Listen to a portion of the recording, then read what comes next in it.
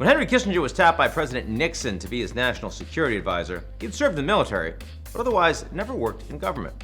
But the young Harvard professor had an acquaintance who had spent years as a senior intelligence analyst at the Pentagon and the Rand Corporation, and this acquaintance did his best to prepare Kissinger for the secret world ahead. And I said, Henry, you're about to get a lot of clearances higher than top secret that you did not know existed. That's going to have a sequence of effects on you. First, a great exhilaration that you're getting all this amazing information that you didn't know even existed. And the next phase is you'll feel like a fool for not having known of any of this. But that won't last long. Very soon, you'll come to think that everyone else is foolish. Who was this acquaintance? Daniel Ellsberg, who would go on to become the world's most famous whistleblower.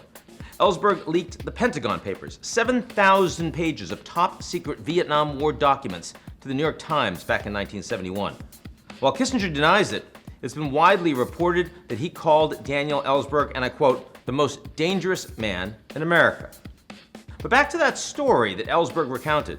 In that 1968 meeting, Ellsberg was warning Kissinger about the pitfalls of knowing too much. But in the 5 decades since, and until his death in June at the age of 92, Ellsberg spoke out about the dangers we face as a nation by keeping too many secrets. And he's not alone. The 9/11 Commission found that a lack of information sharing between agencies like the CIA, the FBI, and the NSA prevented the US government from foiling the terrorist attacks that day. A key reason was the overclassification of information. An estimated 50 million documents are classified each year, though the exact number is unknown, not because it's classified, but because the government just can't keep track of it all. In the words of the former US Solicitor General Erwin Griswold, some secrets are not worth keeping. It's hard for the American public to know what its government is up to if so much of that work is classified. It also forces journalists to weigh the risks of disclosing information to the public against the possibility of prosecution under the Espionage Act.